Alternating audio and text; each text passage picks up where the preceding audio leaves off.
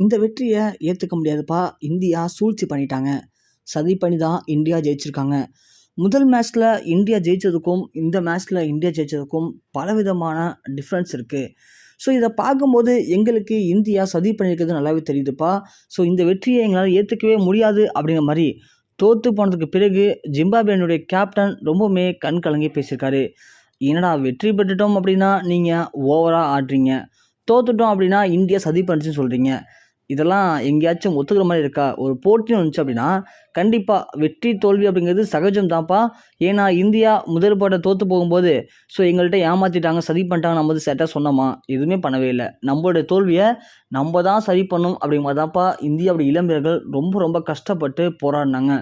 அந்த போராட்டத்துக்கு கிடைச்ச மிகப்பெரிய வெற்றி தான்ப்பா இன்றைக்கி இந்தியா 234 ரன் அடித்து மேட்சை சேஸ் பண்ண ஆரம்பித்த ஜிம்பாப்வேவை வெறும் 134 ரனுக்குலாம் சுட்டிட்டாங்கப்பா. ஸோ உங்களோட கெப்பாசிட்டி அப்படிங்கிறது இவ்வளோ தாண்டா அப்படிங்கிறத ப்ரூவ் பண்ணியிருக்காங்கப்பா இந்தியா. ஸோ 100 ரன் விதத்தில் ஜிம்பாப்வே அவங்களுடைய சொந்த மண்ணில் தோல்வி அடைஞ்சிருக்காங்க.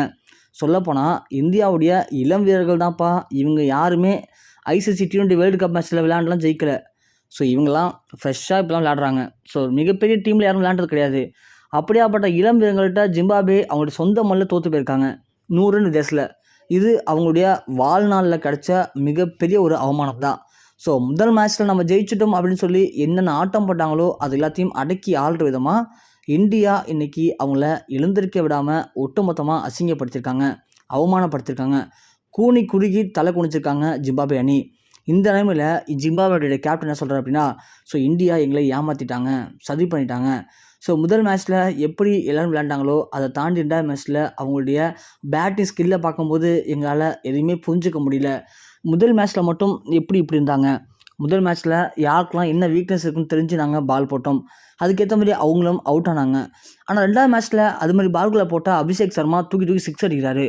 இதெல்லாம் நியாயமே கிடையாது அப்படிங்கிற மாதிரி சின்ன பிள்ளைத்தனமாக இப்போது ஜிம்பாப்வே அணி கேப்டன் பேசியிருக்காரு. தோற்று போயிட்டீங்க, அது தோல்வி ஒத்துக்கணும் இல்லையா?